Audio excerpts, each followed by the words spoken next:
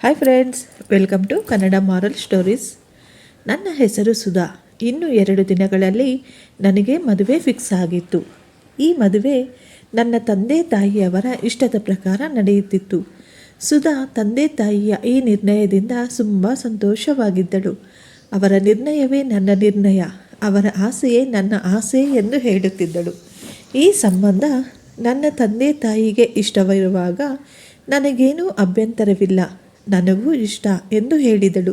ಏಕೆಂದರೆ ತಾನು ಚಿಕ್ಕವರಿಂದ ಹೆಚ್ಚಾಗಿ ಹೊರಗಡೆ ಹೋಗಿ ಪ್ರಪಂಚವನ್ನು ನೋಡಿರಲಿಲ್ಲ. ಹೊರಗಿನ ಮನುಷ್ಯರು, ಹೊರಗಿನ ಪ್ರಪಂಚ ಹೇಗಿರುತ್ತದೆ ಎಂದು ಅವಳಿಗೆ ಹೆಚ್ಚಾಗಿ ಏನೂ ತಿಳಿದಿಲ್ಲ. ಹಾಗೆ ಯಾವಾಗಲೂ ತನ್ನ ತಾಯಿಯಿಂದ ಕೇಳಿ ತಿಳಿದ ಮಾತುಗಳೆಂದರೆ ಹೊರಗಿನ ಪ್ರಪಂಚ ತುಂಬ ಕೆಟ್ಟದು, ದಿನದಿಂದ ದಿನಕ್ಕೆ ತುಂಬ ಅಧ್ವಾನ ಆಗುತ್ತಿದೆ ಅಂತ. ಪ್ರಪಂಚದಲ್ಲಿ ನೀನು ಹೊರಗಡೆ ಹೋಗುವುದು ಒಳ್ಳೆಯದಲ್ಲ ಎಂದು ತಾಯಿ ಹೇಳುತ್ತಿದ್ದರು. ಅದನ್ನು ಕೇಳಿ ಕೇಳಿ ತುಂಬ ಹೆದರಿಕೆಯಿಂದ ಅವಳು ತನ್ನ ತಾಯಿಯ ಬಳಿಯೇ ಇರುತ್ತಿದ್ದಳು. ಸುಧಾಗೆ ಆತ್ಮವಿಶ್ವಾಸ ಕೂಡ ಬಹಳ ಕಡಿಮೆ.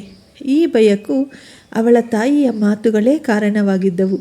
ಯಾವಾಗಾದರೂ ಯಾರ ಬಳಿಯಾದರೂ ಮಾತನಾಡಬೇಕಾಗಿ ಬಂದರೆ ಅವಳು ತುಂಬ ಹೆದರಿಕೊಳ್ಳುತ್ತಿದ್ದಳು. ಯಾಕೆಂದರೆ ಅವಳಿಗೆ ಆತ್ಮವಿಶ್ವಾಸ ಕಡಿಮೆ ಇತ್ತು. ಯಾರ ಜೊತೆ ಮಾತನಾಡಿದರೆ ಅದು ಎಲ್ಲಿಗೆ ಹೋಗಿ ನಿಲ್ಲುತ್ತದೆ, ಅದರಿಂದ ಏನು ತೊಂದರೆ ಆಗುತ್ತದೆಯೋ, ಅವರು ಯಾವ ರೀತಿ ಅರ್ಥ ಮಾಡಿಕೊಳ್ಳುತ್ತಾರೋ ಎಂದು ತುಂಬ ಹೆದರಿಕೊಳ್ಳುತ್ತಿದ್ದಳು ಸುಧಾ. ಅವರ ತಾಯಿ ಕೂಡ ತುಂಬ ಭಯದಿಂದ ಕೂಡಿದ ಮಹಿಳೆ. ಇನ್ನೂ 2 ದಿನದಲ್ಲಿ ಸುಧಾ ಮದುವೆ ಮಾಡಿಕೊಂಡು ಹೊಸ ಮನೆಗೆ ಹೊರಟು ಹೋಗುತ್ತಾಳೆ. ಅಲ್ಲಿ ಈ ಅಮಾಯಕತ್ವದಲ್ಲಿ ಹೇಗೆ ಬದುಕುತ್ತಾಳೋ ಏನೋ ನನ್ನ ಮಗಳು ಎಂದು ಅವರು ತುಂಬ ಹೆದರಿಕೊಳ್ಳುತ್ತಿದ್ದರು. ಇನ್ನೂ 2 ದಿನದಲ್ಲಿ ಸುಧಾಳ ಮದುವೆ. ಅವಳಿಗೂ ತುಂಬ ಹೆದರಿಕೆ ಆಗುತ್ತಿತ್ತು. ನನ್ನ ಜೀವನ, ನನ್ನ ಭವಿಷ್ಯತ್ತು ಮುಂದೆ ಹೇಗಿರುತ್ತದೋ ಏನೋ ಎಂದು ಅವಳು ಯಾವಾಗಲೂ ಹೆದರಿಕೊಳ್ಳುತ್ತಿದ್ದಳು. ತಂದೆ ತಾಯಿ ತಮ್ಮ ಮಗಳ ಮದುವೆ ಎಂದು ತುಂಬ ಸಂತೋಷದಲ್ಲಿದ್ದರು. ಸುಧಾಳ ತಂದೆಯ ಆರೋಗ್ಯ ಸರಿಯಿರಲಿಲ್ಲ. ಆದರೂ ಮದುವೆಯ ಎಲ್ಲ ಕೆಲಸಗಳನ್ನು ಅವರೇ ಮುಂದೆ ನಿಂತು ಮಾಡುತ್ತಿದ್ದರು. ಅವರು ತುಂಬ ಸಂತೋಷದಿಂದ ಎಲ್ಲ ಕೆಲಸಗಳನ್ನು ಚೆನ್ನಾಗಿ ಮಾಡುತ್ತಿದ್ದರು. ಏಕೆಂದರೆ 2 ಗಂಡು ಮಕ್ಕಳ ನಂತರ ಸುಧಾ ಅವರ ಕೊನೆಯ ಮತ್ತು ಮುದ್ದಾದ ಮಗಳಾಗಿದ್ದಳು. ನಮ್ಮ ಮನೆಯ ಮಹಾಲಕ್ಷ್ಮಿ ಎಂದು ಅವರ ತಂದೆ ಅನ್ನುತ್ತಿದ್ದರು. ಸುಧಾಳ ಮದುವೆ ಮಾಡುವುದಕ್ಕೆ ಅವರ ತಂದೆ ತಾಯಿ ಅವಳು ಹುಟ್ಟಿದಾಗಿನಿಂದ ದುಡ್ಡನ್ನು ಕೂಡಿ ಇಡುತ್ತಿದ್ದರು. ನನ್ನ ಮಗಳ ಮದುವೆಯನ್ನು ತುಂಬ ಗ್ರ್ಯಾಂಡಾಗಿ, ತುಂಬ ಒಳ್ಳೆಯ ರೀತಿಯಲ್ಲಿ ಮಾಡಬೇಕೆಂದು ಸಾಲ ಸೋಲ ಮಾಡಿಯಾದರೂ ಮತ್ತು ಕೂಡಿಟ್ಟಿದ್ದ ಹಣವನ್ನೆಲ್ಲ ಖರ್ಚು ಮಾಡಿ ಬಹಳ ವೈಭವದಿಂದ ಮಾಡಬೇಕು ಎಂದು ಅಂದುಕೊಂಡಿದ್ದರು. ಈ ಕಾರಣದಿಂದ ಅವರು ಸಾಲಗಾರರೂ ಆಗಿದ್ದರು. ಸುಧಾಗೆ ಗೊತ್ತಿತ್ತು, ಈ ಸಾಲವನ್ನು ತೀರಿಸಲು ಅವರು ತವರು ಮನೆಯವರಿಗೆ ತುಂಬ ಕಷ್ಟವಾಗುತ್ತದೆ ಎಂದು. ನನಗಾಗಿ ನನ್ನ ತವರು ಮನೆಯವರು ಎಷ್ಟು ಬಾಧೆ ಪಡುತ್ತಿದ್ದಾರೆ ಎಂದು ಅವಳು ತುಂಬ ನೊಂದುಕೊಳ್ಳುತ್ತಿದ್ದಳು. ತುಂಬ ವೈಭವದಿಂದ ಮದುವೆಯಾಗಿ ಸುಧಾ ಅವರ ಅತ್ತೆ ಮನೆಗೆ ಹೋಗಿ ಸೇರುತ್ತಾಳೆ. ಅತ್ತೆ ಮನೆಯಲ್ಲಿ ಸುಧಾಗೆ ಎಲ್ಲರೂ ತುಂಬ ಸಂತೋಷದಿಂದ ವೆಲ್ಕಮ್ ಮಾಡುತ್ತಾರೆ. ಎಲ್ಲರೂ ತುಂಬ ಸಂತೋಷವಾಗಿ ಇದ್ದರು. ಸ್ವಲ್ಪ ಜನರಾದರೆ ಸುಧಾಳನ್ನು ಹಾಗೆಯೇ ನೋಡುತ್ತಾ ನಿಂತು ಬಿಟ್ಟಿದ್ದರು. ಅತ್ತೆ ಮನೆಯಲ್ಲಿ ಎಲ್ಲರೂ ತುಂಬ ಪ್ರೀತಿಯಿಂದ ಮಾತನಾಡುತ್ತಿದ್ದರು. ಆದ್ದರಿಂದ ಸುಧಾ ತುಂಬ ಸಂತೋಷವಾಗಿದ್ದಳು. ಆದರೆ ಮಾರನೇ ದಿನ ಸುಧಾಗೆ ಹೊಟ್ಟೆ ನೋವು ಶುರುವಾಯಿತು. ಈ ನೋವು ಸಾಧಾರಣವಾಗಿತ್ತು. ಆದ್ದರಿಂದ ಸುಧಾ ಅದರ ಕಡೆ ಹೆಚ್ಚು ಗಮನ ವಹಿಸಲಿಲ್ಲ. ಯಾಕೆಂದರೆ ಮದುವೆಗೆ ಮುಂಚೆ ಕೂಡ ಆಗಾಗ ಈ ರೀತಿ ಹೊಟ್ಟೆ ನೋವು ಬರುತ್ತಿತ್ತು. ಆ ದಿನ ಕೂಡ ಹೀಗೇ ಆಗಿರಬಹುದು ಎಂದು ಅಂದುಕೊಂಡಳು ಸುಧಾ. ಸ್ವಲ್ಪ ಸಮಯದ ನಂತರ ಈ ನೋವು ಕಡಿಮೆ ಆಗುತ್ತದೆ ಎಂದುಕೊಂಡಿದ್ದಳು. ಆದರೆ ಆ ರೀತಿ ಆಗಲಿಲ್ಲ. ಅದು ಸಮಯ ಆಗುತ್ತಾ ನೋವು ತುಂಬ ತೀವ್ರವಾಗಿ ಆಗುತ್ತಿತ್ತು. ಆದರೆ ಈ ವಿಷಯವನ್ನು ಸುಧಾ ಯಾರಿಗೂ ಹೇಳಬಯಸಲಿಲ್ಲ. ಯಾಕೆಂದರೆ ಅತ್ತೆ ಮನೆಯಲ್ಲಿ ಈ ದಿನ ಅವಳಿಗೆ ಇನ್ನೂ 2ನೇ ದಿನವಾಗಿತ್ತು. ಎಲ್ಲರೂ ಸಂತೋಷವಾಗಿದ್ದಾರೆ. ಈ ಸಂದರ್ಭದಲ್ಲಿ ಈ ಮಾತನ್ನು ಹೇಳಿದರೆ ಹೊಸ ಸೊಸೆ ಆಗಲೇ ಹುಷಾರಿಲ್ಲದೆ ಆಗಿದ್ದಾಳೆ ಎಂದು ಎಲ್ಲರೂ ಏನಾದರೂ ಅಂದುಕೊಳ್ಳುತ್ತಾರೆ ಎಂದು ಯೋಚಿಸುತ್ತಿದ್ದಳು. ಎಲ್ಲರೂ ಗಾಬರಿ ಪಡುತ್ತಾರೆ ಎಂದುಕೊಂಡಳು. ಅವಳು ನೋವನ್ನು ತಡೆದುಕೊಳ್ಳುತ್ತಾ ಸಹಿಸಿಕೊಳ್ಳುತ್ತಿದ್ದಳು. ಮನೆಗೆ ಬಂದ ತುಂಬ ಜನ ನೆಂಟರು ಬಂದು ಹೋಗುತ್ತಿದ್ದರು. ಅವಳನ್ನು ನೋವು ಮಾತ್ರ ಕಡಿಮೆ ಆಗುತ್ತಲೇ ಇರಲಿಲ್ಲ. ಹೇಗೋ ಒಂದು ರೀತಿ ಕಂಟ್ರೋಲ್ ಮಾಡಿಕೊಂಡು ನಗುತ್ತಾ ಕುಳಿತುಕೊಂಡಿದ್ದಳು. ಆ ದಿನವೆಲ್ಲ ಪೂರ್ತಿ ನೋವಿನಿಂದಲೇ ಕಳೆದು ಹೋಯಿತು. ಇನ್ನು ರಾತ್ರಿ ಆಗುತ್ತಾ ಬಂತು. ಎಲ್ಲರೂ ತಿರುಗಿ ಅವರವರ ಮನೆಗಳಿಗೆ ಹೋಗುತ್ತಿದ್ದರು. ಆಗ ಅತ್ತೆ ಹೇಳಿದರು, ಸುಧಾ, ಸ್ವಲ್ಪ ಸಮಯ ವಿಶ್ರಾಂತಿ ತೆಗೆದುಕೋ. ಸುಧಾ ಹೋಗಿ ಸ್ವಲ್ಪ ಹೊತ್ತು ಮಲಗುತ್ತಾಳೆ. ಮನೆಯಲ್ಲಿ ಕೂಡ ಎಲ್ಲರೂ ತುಂಬ ಸುಸ್ತಾಗಿ ಬಿಟ್ಟಿದ್ದರು. ಆದ್ದರಿಂದ ಎಲ್ಲರೂ ಹೋಗಿ ವಿಶ್ರಾಂತಿ ಪಡೆಯತೊಡಗಿದರು. ಬೆಳಿಗ್ಗೆ ಎಲ್ಲರೂ ಬೇಗ ಎದ್ದರು. ಸೊಸೆಯನ್ನು ಯಾರೂ ಬೇಗ ಎಬ್ಬಿಸಬೇಕು ಎಂದುಕೊಳ್ಳಲಿಲ್ಲ. ಯಾಕೆಂದರೆ ಮದುವೆ ದಿನದಿಂದ ಸುಧಾ ತುಂಬ ಸುಸ್ತಾಗಿದ್ದಳು. ಎಲ್ಲ ಶಾಸ್ತ್ರ ಸಂಪ್ರದಾಯಗಳನ್ನು ಅವಳಿಗೆ ವಿಶ್ರಾಂತಿ ಬೇಕೆಂದುಕೊಂಡರು. ಸಮಯ 10 ಗಂಟೆ ಆಗುತ್ತಾ ಬಂತು. ಸುಧಾ ಬೇಗ ಎದ್ದು ರೆಡಿಯಾದಳು. ಆಗ ಸುಧಾ ಅವರ ನಾದಿನಿ ಅತ್ತಿಗೆ ಎಂದು ಅವಳ ರೂಮ್ಗೆ ಬಂದಳು. ಅತ್ತಿಗೆ ಎದ್ದಿದ್ದೀರಾ ಎಂದು ಕರೆದಳು. ಸುಧಾ ಬೇಗ ಹೊರಗಡೆ ಬಂದು ಎಲ್ಲರ ಆಶೀರ್ವಾದ ತೆಗೆದುಕೊಂಡು ಎಲ್ಲರೊಟ್ಟಿಗೆ ಚೆನ್ನಾಗಿ ಮಾತನಾಡುತ್ತಾ ಟಿಫಿನ್ ಮಾಡಿದಳು. ಆದರೆ ಹೊರಗಿನವರ ಜೊತೆ ಅವಳು ತುಂಬ ಬೇಗ ಸೇರುತ್ತಿರಲಿಲ್ಲ. ಆ ಮನೆಯಲ್ಲಿದ್ದವರು ಅವಳನ್ನು ತುಂಬ ಚೆನ್ನಾಗಿ ನೋಡಿಕೊಳ್ಳುತ್ತಿದ್ದರು. ಆದ್ದರಿಂದ ಅವಳು ಎಲ್ಲರ ಜೊತೆ ಚೆನ್ನಾಗಿ ಸಂತೋಷದಿಂದ ಬೆರೆತು ಹೋಗುತ್ತಿದ್ದಳು. ಸ್ವಲ್ಪ ಹೊತ್ತಾದ ಮೇಲೆ ಮಧ್ಯಾಹ್ನ ಆಗುತ್ತಾ ಬಂದಿತು. ಇದ್ದಕ್ಕಿದ್ದ ಹಾಗೆ ಸುಧಾಗೆ ತುಂಬ ಜಾಸ್ತಿ ಹೊಟ್ಟೆ ನೋವು ಶುರುವಾಯಿತು. ಹಾಗೆ ದೇವರಲ್ಲಿ ಬೇಡಿಕೊಳ್ಳುತ್ತಿದ್ದಳು, ಓ ದೇವರೇ, ನನ್ನ ಹೊಟ್ಟೆ ನೋವು ಬೇಗ ಕಡಿಮೆಯಾಗಲಿ. ಎಲ್ಲರ ಮುಂದೆ ನನಗೆ ಈ ರೀತಿ ಹುಷಾರಿಲ್ಲ ಎಂದಾದರೆ ಎಲ್ಲರೂ ನನ್ನ ಬಗ್ಗೆ ಏನೆಂದುಕೊಳ್ಳುತ್ತಾರೆ. ಆದರೆ ಹೊಟ್ಟೆ ನೋವು ಕಡಿಮೆಯಾಗುವ ಬದಲು ಜಾಸ್ತಿ ಆಗುತ್ತಿತ್ತು. ಆ ನೋವಿನಿಂದ ಅವಳು ಕುಳಿತುಕೊಳ್ಳಲು ನಿಂತುಕೊಳ್ಳಲು ಸಹ ಆಗುತ್ತಿರಲಿಲ್ಲ. ಮನೆಯಲ್ಲಿ ಯಾರ ಹತ್ರನೂ ಹೇಳಿಕೊಳ್ಳಲಾಗುತ್ತಿರಲಿಲ್ಲ. ರೂಮ್ನಲ್ಲಿ ಹೋಗಿ ಕುಳಿತುಕೊಂಡಳು. ಆ ಟೈಮಲ್ಲಿ ಸುಧಾ ಅವರ ಗಂಡ ಕಿಶೋರ್ ರೂಮಿನ ಒಳಗೆ ಹೋದ. ಅವನು ಸುಧಾಳ ಪರಿಸ್ಥಿತಿ ನೋಡಿ ಏನಾಯಿತು ಎಂದು ಕೇಳಿದ. ಆಗ ಸುಧಾ ನನಗೆ ತುಂಬ ಹೊಟ್ಟೆ ನೋವು ಎಂದು ಹೇಳಿದಳು. ಅವನು ನಡಿ ಡಾಕ್ಟರ್ ಹತ್ತಿರ ಹೋಗಿ ತೋರಿಸೋಣ ಎಂದು ಹೇಳಿದ. ಅದಕ್ಕೆ ಸುಧಾ ಒಪ್ಪಿಕೊಳ್ಳಲಿಲ್ಲ. ಪರವಾಗಿಲ್ಲ, ಯಾವುದಾದರೂ ಮಾತ್ರೆ ಹಾಕಿಕೊಂಡರೆ ಸರಿ ಹೋಗುತ್ತದೆ. ನಿಮ್ಮ ಬಳಿ ಯಾವುದಾದರೂ ಮಾತ್ರೆ ಇದೆ ಕೊಡಿ ಎಂದು ಹೇಳಿದಳು. ಕಿಶೋರ್ ಹೊಟ್ಟೆ ನೋವಿನ ಮಾತ್ರೆಯನ್ನು ಕೊಟ್ಟನು. ಈ ಮಾತ್ರೆ ಹಾಕಿಕೊ, ನೋವು ಕಡಿಮೆ ಆಗುತ್ತದೆ. ಆದರೂ ಕಡಿಮೆ ಆಗಿಲ್ಲ ಎಂದರೆ ಹಾಸ್ಪಿಟಲ್ಗೆ ಹೋಗೋಣ. ಅಲ್ಲಿಯವರೆಗೂ ಸ್ವಲ್ಪ ಆರಾಮವಾಗಿ ಮಲಗು ಎಂದು ಹೇಳಿದ. ಸುಮಾರು ಹೊತ್ತಾದ ನಂತರ ಸ್ವಲ್ಪ ನೋವು ಕಡಿಮೆ ಆಯಿತು. ಆದರೆ ಪೂರ್ತಿ ಕಡಿಮೆ ಆಗಲಿಲ್ಲ. 1-2 ಗಂಟೆ ಆದ ನಂತರ ಸುಧಾ ಫ್ರೆಶ್ ಆಗಿ ಹಾಲ್ಗೆ ಬರುತ್ತಾಳೆ. ಎಲ್ಲರೂ ಊಟಕ್ಕೆ ಕುಳಿತುಕೊಳ್ಳುತ್ತಾರೆ. ಎಲ್ಲರೂ ಊಟ ಮಾಡುತ್ತಾರೆ. ಆದರೆ ಸುಧಾ ಊಟ ಮಾಡುವುದಿಲ್ಲ. ಏಕೆಂದರೆ ಅವಳಿಗೆ ಹೊಟ್ಟೆ ನೋವು ಇನ್ನೂ ಕಡಿಮೆ ಆಗಿರಲಿಲ್ಲ. ಆಗ ಸುಧಾ ಅವರ ಗಂಡ ಹೇಳುತ್ತಾನೆ, ನಿನಗೆ ನೋವು ಹಾಗೇ ಇದೆ ಎಂದರೆ ನೀನು ರೂಮ್ನಲ್ಲಿ ಹೋಗಿ ಹಾಯಾಗಿ ಮಲಗು. ಸುಧಾ ಹೋಗಿ ರೂಮ್ನಲ್ಲಿ ಮಲಗುತ್ತಾಳೆ. ಆಗ ಸುಧಾಗೆ ಹೊಟ್ಟೆ ನೋವು ತುಂಬ ಜಾಸ್ತಿ ಆಗಿ ಹೋಗುತ್ತದೆ. ಸ್ವಲ್ಪ ಸಮಯದ ನಂತರ ಸುಧಾ ತನ್ನ ಗಂಡನ ಬಳಿ ಹೇಳುತ್ತಾಳೆ, ರೀ, ನನಗೆ ನೋವು ತುಂಬ ಜಾಸ್ತಿ ಆಗುತ್ತಿದೆ ಎಂದು ಹೇಳುತ್ತಾಳೆ. ಆಗ ಸುಧಾಳ ಗಂಡ ಹೇಳುತ್ತಾನೆ, ನಾನು ಆಗಲೇ ಹೇಳಿದೆ ಆಸ್ಪತ್ರೆಗೆ ಹೋಗಿ ಡಾಕ್ಟರ್ ಬಳಿ ತೋರಿಸಿಕೊಂಡು ಬರೋಣ ಎಂದು. ನೀನೇ ನನ್ನ ಮಾತು ಕೇಳಲಿಲ್ಲ. ಮಾತ್ರೆ ತೆಗೆದುಕೊಂಡೆ. ಆಗಲೇ ಡಾಕ್ಟರ್ ಬಳಿ ಹೋಗಿದ್ದರೆ ಇಷ್ಟೊತ್ತಿಗಾಗಲೇ ಕಡಿಮೆ ಆಗುತ್ತಿತ್ತು. ಸರಿ ಬಿಡು, ಬೇಗ ರೆಡಿಯಾಗು, ನಾವು ಡಾಕ್ಟರ್ ಹತ್ತಿರ ಹೋಗಿ ಚೆಕಪ್ ಮಾಡಿಸಿಕೊಂಡು ಬರೋಣ ಎಂದು ಹೇಳುತ್ತಾನೆ. ಆಗ ಸುಧಾ ಅವರ ಅತ್ತೆಯವರಿಗೆ ಎಲ್ಲ ವಿಷಯ ತಿಳಿಸಿ ಡಾಕ್ಟರ್ ಹತ್ತಿರ ಹೋಗುತ್ತಾರೆ. ಅಲ್ಲಿ ತುಂಬ ಜಾಸ್ತಿ ಜನ ಇರುತ್ತಾರೆ. ಅವರು ಟೋಕನ್ ಕೂಡ ತಗೊಳ್ತಾರೆ. ಟೋಕನ್ ತಗೊಂಡು ಕಾಯ್ತಾ ಇವರ ನಂಬರ್ ಬರುವವರೆಗೂ ಸುಧಾಳಿಗೆ ನೋವು ತುಂಬ ಹೆಚ್ಚಾಗಿತ್ತು. ಅಲ್ಲಿ ಕುಳಿತುಕೊಳ್ಳಲು ಸಹ ಆಗುತ್ತಿರಲಿಲ್ಲ. ಅವಳು ತುಂಬ ಕಷ್ಟಪಡುತ್ತಿದ್ದಳು. ಸುಧಾಳ ಪರಿಸ್ಥಿತಿ ನೋಡಿ ಕಿಶೋರ್ ಕೂಡ ಹೆದರಿಕೊಳ್ಳುತ್ತಾರೆ. ಡಾಕ್ಟರ್ ಸುಧಾಳನ್ನು ಟೆಸ್ಟ್ ಮಾಡುತ್ತಾರೆ. ಕಿಶೋರ್ ಕೇಳುತ್ತಾನೆ, ನೋವಿಗೆ ಕಾರಣ ಏನೆಂದು. ನಮಗೆ ಗೊತ್ತಾಗುತ್ತಿಲ್ಲ, ಏನಾಗಿದೆ ಅಂತ ಹೇಳಿ ಡಾಕ್ಟರ್ ಎಂದು. ಡಾಕ್ಟರ್ ಕೆಲವೊಂದು ಔಷಧಿಗಳನ್ನು ಕೊಟ್ಟು ಮನೆಗೆ ಕಳಿಸಿದರು. ಸುಧಾ ಮನೆಗೆ ಬಂದ ತಕ್ಷಣ ಮಾತ್ರೆಗಳನ್ನು ನುಂಗಿ ರೆಸ್ಟ್ ತೆಗೆದುಕೊಳ್ಳುತ್ತಾಳೆ. ಸ್ವಲ್ಪ ಸಮಯದ ನಂತರ ನೋವು ಸ್ವಲ್ಪ ಕಡಿಮೆಯಾಗುತ್ತದೆ ಅಷ್ಟೆ. ಚೆನ್ನಾಗಿ ಮಲಗಿ ನಿದ್ದೆ ಮಾಡುತ್ತಾಳೆ. ಕೆಲವು ಗಂಟೆಗಳ ನಂತರ ನೋವಿನ ತೀವ್ರತೆ ತುಂಬ ಜಾಸ್ತಿ ಆಗುತ್ತದೆ. ಆಗ ಕಿಶೋರ್ ಅವಳನ್ನು ಬಹುಬೇಗ ಆಸ್ಪತ್ರೆಗೆ ಕರೆದುಕೊಂಡು ಹೋಗುತ್ತಾನೆ.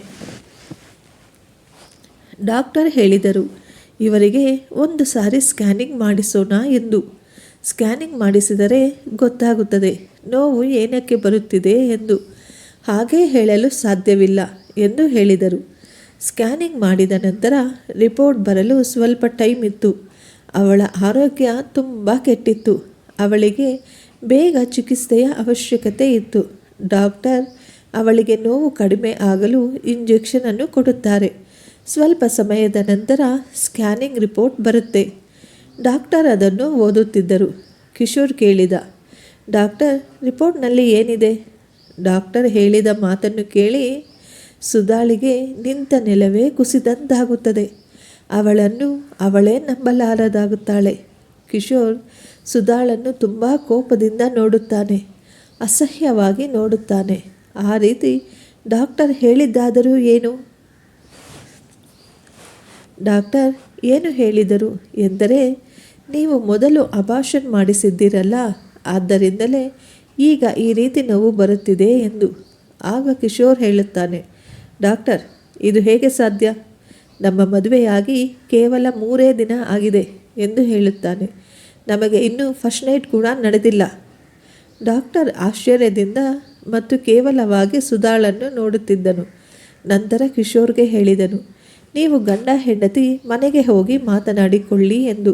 ಕಿಶೋರ್ ತುಂಬ ಕೋಪವಾಗಿ ಸುಧಾಳನ್ನು ನೋಡಿದನು ಮತ್ತು ಅವನ ಮಾತುಗಳು, ಅವನ ನೋಟ ತುಂಬ ಅವಮಾನಕರವಾಗಿದ್ದವು.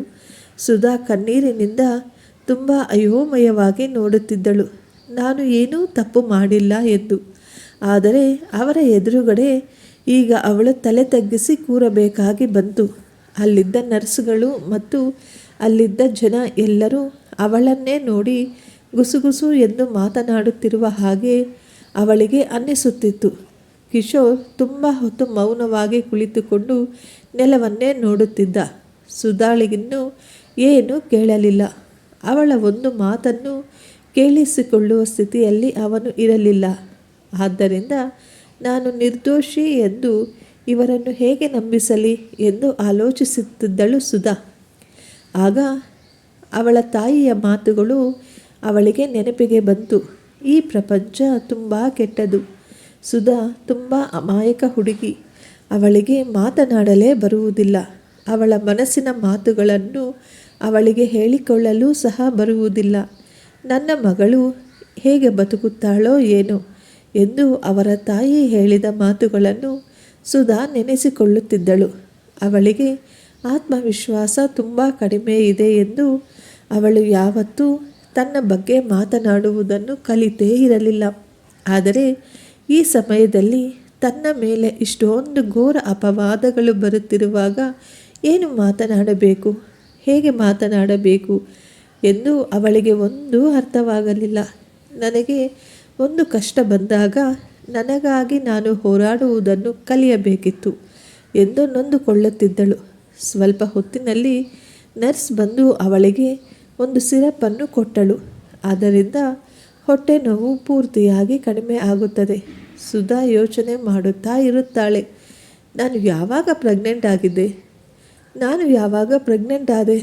ನನಗೆ ಯಾರ ಜೊತೆ ಸಂಬಂಧವೂ ಇಲ್ಲ. ನಾನು ಪ್ರೆಗ್ನೆಂಟ್ ಯಾವಾಗ ಆದೆ? ನಾನು ಅಬಾರ್ಷನ್ ಮಾಡಿಸಿಕೊಳ್ಳಲು ಹೇಗೆ ಸಾಧ್ಯ? ಈ ಡಾಕ್ಟರ್ ಯಾಕೆ ನನ್ನ ಗಂಡನ ಬಳಿ ಸುಳ್ಳು ಹೇಳಿದ್ದಾರೆ ಎಂದು ಅಂದುಕೊಳ್ಳುತ್ತಿದ್ದಳು.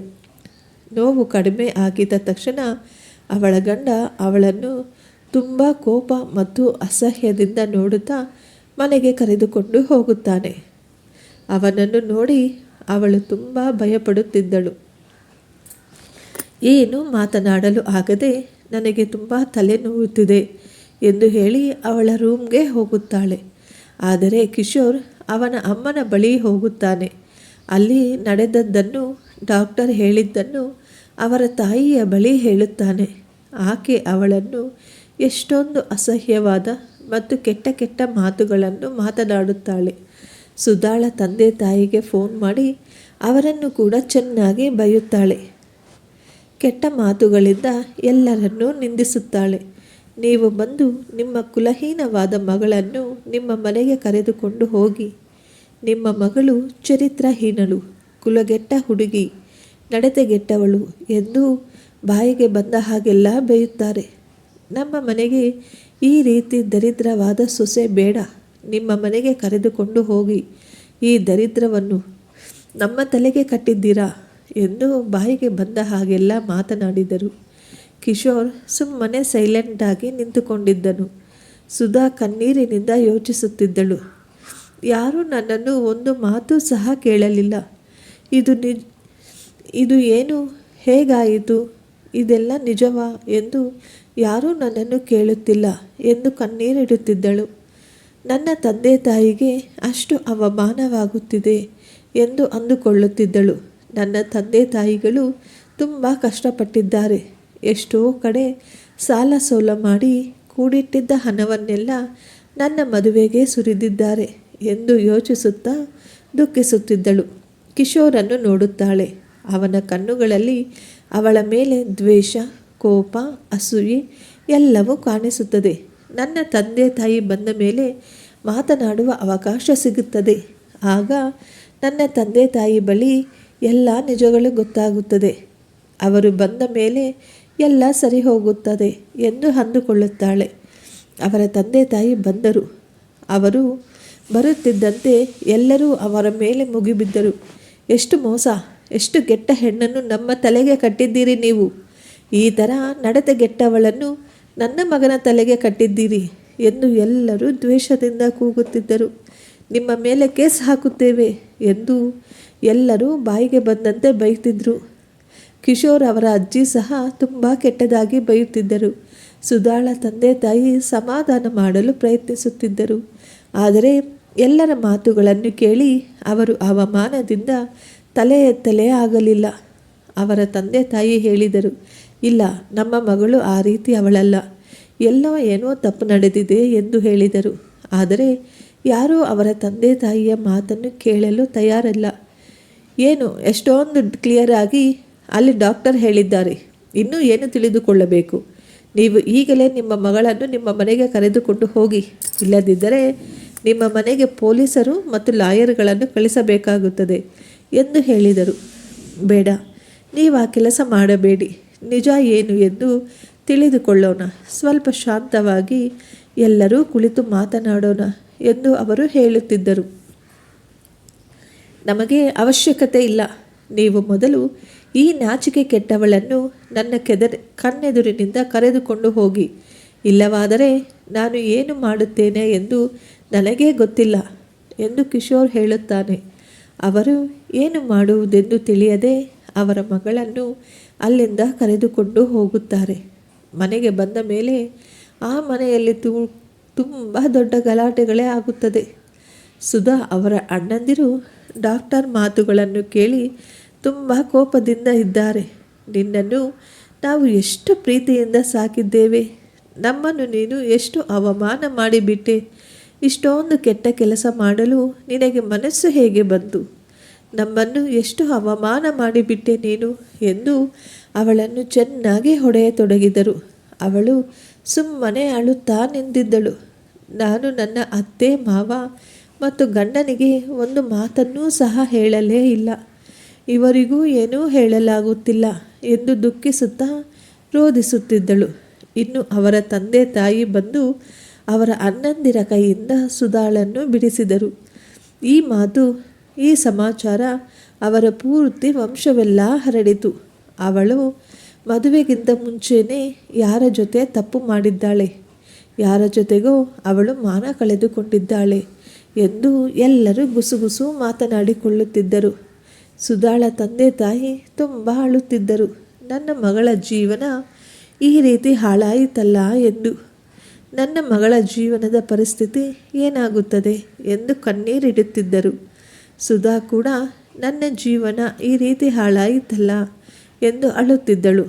ಅವಳು, ನನ್ನ ಮನೆಯವರಿಗೆ ಎಷ್ಟು ಅವಮಾನವಾಯಿತು, ನಾನು ಬದುಕುವುದಕ್ಕಿಂತ ಸಾಯುವುದೇ ಮೇಲು ಎಂದು ಆತ್ಮಹತ್ಯೆ ಮಾಡಿಕೊಳ್ಳುವ ಯೋಚನೆ ಮಾಡುತ್ತಿದ್ದಳು.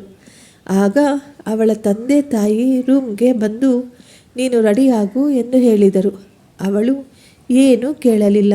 ಎಲ್ಲಿಗೆ ಎಂದು. ಸುಧಾ ರೆಡಿಯಾಗಿ ಬಂದಳು. ಆಗ ಅವರ ತಂದೆ ತಾಯಿ ಹೇಳಿದರು, ನಿನ್ನ ಮೇಲೆ ನಮಗೆ ತುಂಬ ನಂಬಿಕೆ ಇದೆ. ಹಾಸ್ಪಿಟಲ್ನಲ್ಲಿ ಏನೋ ತಪ್ಪು ನಡೆದಿರುತ್ತದೆ. ಹಾಸ್ಪಿಟಲ್ಗೆ ಹೋಗಿ ಡಾಕ್ಟರನ್ನು ಮೀಟ್ ಮಾಡುವ, ಏನು ನಡೆದಿದೆ ಎಂದು ತಿಳಿದುಕೊಳ್ಳುವ ಎಂದು ಹೇಳಿದರು. ಅವರಿಗೆ ಅವರ ಮಗಳ ಮೇಲೆ ಪೂರ್ತಿ ನಂಬಿಕೆ ಇತ್ತು. ನಮ್ಮ ಮಗಳು ಯಾವುದೇ ರೀತಿ ತಪ್ಪು ಮಾಡುವುದಿಲ್ಲ ಎಂದು ಅವರಿಗೆ ಚೆನ್ನಾಗಿ ಗೊತ್ತಿತ್ತು. ಯಾಕೆಂದರೆ ಅವಳು ಯಾವಾಗಲೂ ಅವಳ ಕಣ್ಣಿನ ಮುಂದೆಯೇ ಇರುತ್ತಿದ್ದಳು. ಅವಳು ಅವರ ತಾಯಿಯನ್ನು ಬಿಟ್ಟು ಸ್ವಲ್ಪ ಹೊತ್ತು ಕೂಡ ಹೊರಗಡೆ ಹೋದದ್ದೇ ಇಲ್ಲ. ಅವಳಿಗೆ ಯಾರೂ ಸ್ನೇಹಿತರು ಇರಲಿಲ್ಲ. ಯಾವತ್ತೂ ಆಗಲಿ, ಯಾವ ಸಮಯದಲ್ಲೇ ಆಗಲಿ ಅವಳು ಮನೆಯಿಂದ ಹೊರ ಹೋದದ್ದೇ ಇಲ್ಲ. ಅವಳ ಸ್ವಭಾವ ಗುಣ ಎಂತಹುದ್ದು ಎಂದು ಅವರ ತಂದೆ ತಾಯಿಗೆ ಚೆನ್ನಾಗಿ ಗೊತ್ತಿತ್ತು.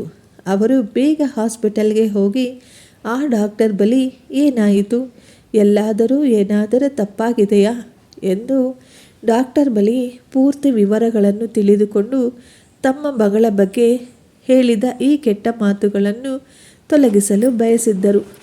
ಹಾಗಾಗಿ ಕಿಶೋರ್ ಕುಟುಂಬಕ್ಕೆ ಹಾಸ್ಪಿಟಲ್ಗೆ ಬನ್ನಿ, ಏನು ನಡೆದಿದೆ ಎಂದು ತಿಳಿದುಕೊಳ್ಳೋಣ ಎಂದು ಹೇಳಿದರು. ಕಿಶೋರ್ಗೆ ಬರಲು ಇಷ್ಟವಿಲ್ಲದಿದ್ದರೂ ಸುಧಾ ಅವರ ತಂದೆ ತುಂಬ ಕೇಳಿಕೊಂಡಿದ್ದರಿಂದ ಅವನು ಮತ್ತು ಅವನ ಕುಟುಂಬದವರು ಹಾಸ್ಪಿಟಲ್ಗೆ ಬಂದರು. ಸುಧಾಳನ್ನು ನೋಡಿ ಅಸಹ್ಯದಿಂದ ಅವರು ಮುಖವನ್ನು ತಿರುಗಿಸಿಕೊಂಡಿದ್ದರು. ಅವಳು ತುಂಬ ಅಳುತ್ತಿದ್ದಳು. ಸ್ವಲ್ಪ ಹೊತ್ತಿನ ನಂತರ ಅವಳ ನಂಬರ್ ಬಂತು. ಅವರು ಡಾಕ್ಟರ್ ಹತ್ತಿರ ಹೋದರು. ಡಾಕ್ಟರ್ ಅವಳನ್ನು ನೋಡಿದ ತಕ್ಷಣ ಗುರುತು ಹಿಡಿದರು. ಅವಳನ್ನೇ ಒಂದು ರೀತಿ ಕೇವಲವಾಗಿ ನೋಡಿದನು ಡಾಕ್ಟರ್. ಸುಧಾಳ ತಾಯಿ ಡಾಕ್ಟರ್ ಬಳಿ ಹೇಳುತ್ತಾಳೆ, ನನ್ನ ಮಗಳು ತುಂಬ ಒಳ್ಳೆಯವಳು, ಪವಿತ್ರವಾಗಿ ಸಾಕಿದ್ದೇವೆ. ನನ್ನ ಮಗಳಿಗೆ ಯಾರ ಜೊತೆಯೂ ಸಂಬಂಧವಿಲ್ಲ. ಅವಳು ಪ್ರೆಗ್ನೆಂಟ್ ಆಗಿದ್ದೇ ಇಲ್ಲ. ಅವಳಿಗೆ ಯಾವ ಸ್ನೇಹಿತರೂ ಇಲ್ಲ. ಈ ರೀತಿ ತಪ್ಪನ್ನು ನನ್ನ ಮಗಳು ಯಾವತ್ತೂ ಮಾಡೇ ಇಲ್ಲ ಎಂದು ಹೇಳಿದರು. ಆಗ ಸುಧಾ ಹೇಳುತ್ತಾಳೆ, ಡಾಕ್ಟರ್, ನಾನು ತುಂಬ ಒಳ್ಳೆಯ ಹುಡುಗಿ, ನಾನು ಪವಿತ್ರವಾಗಿದ್ದೇನೆ. ನನ್ನ ಮೇಲೆ ಇದುವರೆಗೂ ಯಾವ ಪರಪುರುಷನ ಕೈ ಕೂಡ ಬಿದ್ದಿಲ್ಲ. ನಾನು ಯಾವುದೇ ತಪ್ಪು ಮಾಡಿಲ್ಲ. ಆಗ ಡಾಕ್ಟರ್ ಸ್ವಲ್ಪ ಯೋಚನೆ ಮಾಡಿ, ಸರಿ ಹಾಗಿದ್ದರೆ ಇನ್ನೊಂದು ಸಾರಿ ಸ್ಕ್ಯಾನ್ ಮಾಡಿ ನೋಡೋಣ, ರಿಪೋರ್ಟ್ನಲ್ಲಿ ಏನು ಬರುತ್ತದೆ ಎಂದು. ನಿಮ್ಮ ಮಾತುಗಳೇ ನಿಜ ಇದ್ದರೆ ರಿಪೋರ್ಟ್ನಲ್ಲಿ ಪೂರ್ತಿಯಾಗಿ ತಿಳಿಯುತ್ತದೆ ಎಂದು ಹೇಳಿ ಸ್ಕ್ಯಾನ್ ಮಾಡಿದರು. ರಿಪೋರ್ಟ್ ಬರಲು ಸ್ವಲ್ಪ ಸಮಯ ಬೇಕಾಗಿತ್ತು. ಆಗ ಸುಧಾ ಯೋಚನೆ ಮಾಡುತ್ತಿದ್ದಳು, ಅಯ್ಯೋ ದೇವರೇ, ರಿಪೋರ್ಟ್ನಲ್ಲಿ ಮತ್ತೆ ಅದೇ ಬಂದರೆ ನನ್ನ ಪರಿಸ್ಥಿತಿ ಏನು? ಇವರು ಯಾರೂ ನನ್ನನ್ನು ನಂಬುವುದಿಲ್ಲ. ಎಲ್ಲರೂ ರಿಪೋರ್ಟನ್ನೇ ನಿಜವೆಂದು ನಂಬುತ್ತಾರೆ. ಯಾರೂ ನನ್ನ ಮೇಲೆ ನಂಬಿಕೆ ತೋರಿಸುವುದಿಲ್ಲ. ನನ್ನ ತಂದೆ ತಾಯಿ ಕೂಡ ನನ್ನ ಮೇಲೆ ನಂಬಿಕೆಯನ್ನು ಕಳೆದುಕೊಳ್ಳುತ್ತಾರೆ. ಅಯ್ಯೋ ದೇವರೇ, ಯಾಕೆ ನನ್ನ ಜೊತೆ ಈ ರೀತಿ ನಡೆಯುತ್ತಿದೆ? ನಾನು ಏನು ತಪ್ಪು ಮಾಡಿದೆ ಎಂದು ಅವಳು ಕಣ್ಣೀರಿನಿಂದ ದೇವರ ಬಳಿ ಪ್ರಾರ್ಥಿಸುತ್ತಿದ್ದಳು. ಅದರಲ್ಲಿ ಯಾವುದೇ ತಪ್ಪು ಇರಬಾರದು. ಅದರಲ್ಲಿ ಏನಾದರೂ ಮತ್ತೆ ಅದೇ ರೀತಿ ಬಂದರೆ ನನ್ನ ಜೀವನ, ನನ್ನ ತಂದೆ ತಾಯಿಯ ಜೀವನ, ನಮ್ಮ ಕುಟುಂಬದ ಮಾನ ಮರ್ಯಾದೆ ಎಲ್ಲವೂ ಸರ್ವನಾಶವಾಗುತ್ತದೆ. ಈ ಒಂದು ಸುಳ್ಳಿನಿಂದ ನಮ್ಮ ಜೀವನಗಳು ಅಲ್ಲಕಲ್ಲೋಲವಾಗುತ್ತದೆ. ನನಗೆ ಆತ್ಮಹತ್ಯೆ ಮಾಡಿಕೊಳ್ಳುವ ದಾರಿ ಬಿಟ್ಟರೆ ಬೇರೆ ದಾರಿ ಇಲ್ಲ. ನನ್ನಿಂದ ನನ್ನ ಕುಟುಂಬವೆಲ್ಲ ನಾಶವಾಗಿ ಹೋಗುತ್ತದೆ. ಎಲ್ಲರೂ ಅವಮಾನದಿಂದ ತಲೆ ತಗ್ಗಿಸಬೇಕಾಗುತ್ತದೆ. ನಾನು ಸತ್ತ ಮೇಲೂ ಬಹಳ ವರ್ಷಗಳವರೆಗೂ ಎಲ್ಲರೂ ಈ ಅವಮಾನ ತಪ್ಪಿದ್ದಲ್ಲ. ಅಯ್ಯೋ ದೇವರೇ, ರಿಪೋರ್ಟ್ ಸರಿಯಾಗಿ ಬರಲಿ, ನಾನು ಏನೂ ತಪ್ಪು ಮಾಡಿಲ್ಲ ಎಂದು ತಿಳಿಯಲಿ ಎಂದು ಕಣ್ಣೀರಿನಿಂದ ದೇವರಲ್ಲಿ ಪ್ರಾರ್ಥಿಸುತ್ತಿದ್ದಳು. ಸ್ವಲ್ಪ ಸಮಯದ ನಂತರ ರಿಪೋರ್ಟ್ ಬರುತ್ತದೆ. ಈ ಬಾರಿ ರಿಪೋರ್ಟನ್ನು ನೋಡಲು ಸುಧಾ, ಅವಳ ತಂದೆ ತಾಯಿ ಮತ್ತು ಅವಳ ಗಂಡ ಎಲ್ಲರೂ ಒಳಗೆ ಹೋಗುತ್ತಾರೆ ಡಾಕ್ಟರ್ ಬಳಿ ಕೇಳಲು. ಅವರ ಅತ್ತೆ ಹೇಳಿದರು, ಇನ್ನು ಡಾಕ್ಟರ್ ಬಳಿ ತೋರಿಸಲು ಏನಿದೆ, ಎಷ್ಟು ಸಾರಿ ತೋರಿಸಿದರೂ ನಿಜಾನೇ ಆಗುತ್ತದೆ ತಾನೇ ಎಂದು ಮಾತನಾಡುತ್ತಿದ್ದಳು. ಆದರೆ ಈ ಬಾರಿ ಕಿಶೋರ್ ತುಂಬ ಸೈಲೆಂಟಾಗಿ ಕೂತಿದ್ದನು. ಸುಧಾ ಕಣ್ಣೀರಿನಿಂದ ತಲೆ ತಗ್ಗಿಸಿ ಡಾಕ್ಟರ್ ಮುಂದೆ ಕುಳಿತಿದ್ದಳು. ಆ ಡಾಕ್ಟರ್ ಕೈಯಲ್ಲೇ ನನ್ನ ಜೀವನ ಇದೆ. ಈ ದಿನ ಆ ಡಾಕ್ಟರ್ ನನ್ನ ಜೀವನ ಉಳಿಸಬಹುದು, ಇಲ್ಲದಿದ್ದರೆ ನಾನು ಆತ್ಮಹತ್ಯೆ ಮಾಡಿಕೊಳ್ಳಬಹುದು. ಯಾವುದೇ ಆದರೂ ಅದು ಅವರ ಕೈಯಲ್ಲೇ ಇದೆ ಎಂದು ಅವಳು ಮತ್ತು ಅವಳ ಕುಟುಂಬದವರು ಡಾಕ್ಟರ್ ಮಾತಿಗಾಗಿ ಕಾಯುತ್ತಿದ್ದರು. ಡಾಕ್ಟರ್ 2 ರಿಪೋರ್ಟ್ಗಳನ್ನು ತುಂಬ ಗಮನವಿಟ್ಟು ನೋಡುತ್ತಾ ಅವರ ಮುಖದಲ್ಲಿ ಎಷ್ಟೊಂದು ಭಾವನೆಗಳು ಬಂದು ಹೋಗುತ್ತಿದ್ದವು. ಎಲ್ಲರೂ ಡಾಕ್ಟರನ್ನೇ ಗಮನಿಸುತ್ತಿದ್ದರು. ಡಾಕ್ಟರ್ ಈಗ ಏನು ಹೇಳುತ್ತಾರೆ ಎಂದು. ಡಾಕ್ಟರ್ ಹೇಳುತ್ತಾನೆ, ನಿಮಗೆ ಬಹುಶಃ ಫುಡ್ ಪಾಯ್ಸನ್ ಆಗಿರಬಹುದು ಎಂದು. ಆಗ ಅವರ ತಾಯಿ ಹೇಳಿದರು, ಇದೆಲ್ಲ ಬಿಡಿ, ಮೊದಲು ನನ್ನ ಮಗಳು ಪ್ರೆಗ್ನೆಂಟ್ ಹೌದಾ ಅಲ್ಲವಾ ಅದನ್ನು ಹೇಳಿ ಎಂದು ಕೇಳಿದರು. ಆಗ ಡಾಕ್ಟರ್ ತಲೆ ಅಲ್ಲಾಡಿಸಿ, ಇಲ್ಲ, ನಿಮ್ಮ ಮಗಳು ಪ್ರೆಗ್ನೆಂಟ್ ಅಲ್ಲ ಎಂದು ಹೇಳಿದರು. ಆಗ ಅವರು ಕೇಳಿದರು, ಇದಕ್ಕೆ ಮೊದಲು ಬಂದು ತೋರಿಸಿದಾಗ ನೀವೇ ತಾನೇ ಹೇಳಿದ್ದು ನಿಮ್ಮ ಹೆಂಡತಿ ಪ್ರೆಗ್ನೆಂಟ್ ಆಗಿದ್ದಾಳೆ, ಅಬಾರ್ಷನ್ ಮಾಡಿಸಿದ್ದಾಳೆ ಎಂದು. ಇವಾಗ ಬೇರೆ ಮಾತು ಹೇಳುತ್ತಿರುವಿರಿ ಎಂದರು. ಆಗ ಡಾಕ್ಟರ್, ಮೊದಲನೇ ರಿಪೋರ್ಟ್ ಬದಲಾಗಿ ಹೋಗಿತ್ತು. ಆಕೆಯ ಹೆಸರು ಸುಧಾ, ಇಬ್ಬರ ಹೆಸರು ಒಂದೇ ಇರುವುದರಿಂದ ಈ ರೀತಿ ಮಿಸ್ಟೇಕ್ ಆಗಿದೆ ಎಂದು ಹೇಳಿದರು. ತಪ್ಪಾಗಿದೆ ಎಂದು ಪಕ್ಷಪಾತದಿಂದ ಹೇಳಿದರು. ಅದರಿಂದ ತುಂಬ ಕೋಪಗೊಂಡ ಸುಧಾಳ ತಂದೆ ತಾಯಿ ಡಾಕ್ಟರನ್ನು ಚೆನ್ನಾಗಿ ಬೈದರು. ನನ್ನ ಮಗಳಿಗೆ ಮದುವೆಯಾಗಿ ಇನ್ನೂ ಕೇವಲ 3 ದಿನ ಕೂಡ ಆಗಿಲ್ಲ. ನೀವು ಬೇರೊಬ್ಬರ ರಿಪೋರ್ಟನ್ನು ತೆಗೆದುಕೊಂಡು ನನ್ನ ಮಗಳ ಬಗ್ಗೆ ಕೆಟ್ಟದಾಗಿ ಹೇಳಿ ನೀವು ಅವಳ ಜೀವನವನ್ನು ಸರ್ವನಾಶ ಮಾಡಿದ್ದೀರಿ. ನನ್ನ ಮಗಳ ಬಗ್ಗೆ ಎಲ್ಲರೂ ಬಾಯಿಗೆ ಬಂದ ಹಾಗೆ ಮಾತನಾಡಿ ಅವಳನ್ನು ಮನೆಯಿಂದ ಹೊರಹಾಕಿದ್ದಾರೆ. ನಿಮ್ಮಿಂದ ಆದ ತಪ್ಪಿನಿಂದ ಅವಳು ಆತ್ಮಹತ್ಯೆ ಮಾಡಿಕೊಳ್ಳುವವರೆಗೂ ಹೋಗಿದ್ದಾಳೆ. ನೀವು ಮಾಡಿದ ತಪ್ಪಿಗೆ ನನ್ನ ಮಗಳು ಎಷ್ಟು ಅವಮಾನ, ಎಷ್ಟು ಬಾಧೆ, ನೋವು, ಎಷ್ಟು ಕಣ್ಣೀರು ಅನುಭವಿಸಿದ್ದಾಳೆ. ನಿಮ್ಮಿಂದ ನಮ್ಮ ಕುಟುಂಬಕ್ಕೆ ಎಷ್ಟು ಧಕ್ಕೆಯಾಗಿದೆ ಎಂದು ಚೆನ್ನಾಗಿ ಬೈದರು. ಡಾಕ್ಟರ್ ಅವಮಾನದಿಂದ ತಲೆ ತಗ್ಗಿಸಿದರು. ಆಗ ಸುಧಾ ಅವರ ಗಂಡ ಬಂದು ಹೇಳಿದರು, ಐ ಆಮ್ ಸಾರಿ, ನನ್ನನ್ನು ಕ್ಷಮಿಸು. ಈ ಡಾಕ್ಟರ್ ಮಾತು ಕೇಳಿ ನಾನು ತುಂಬ ತಪ್ಪು ಮಾಡಿಬಿಟ್ಟೆ ಎಂದು ಕೇಳಿದ.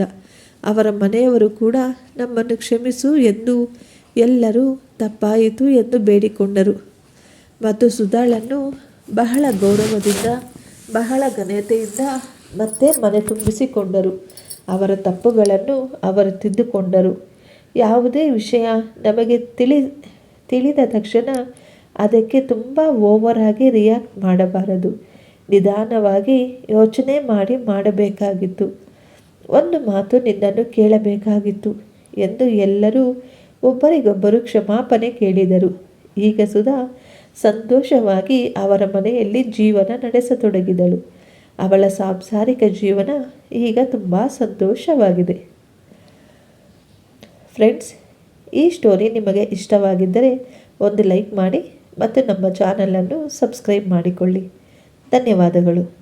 Thank you.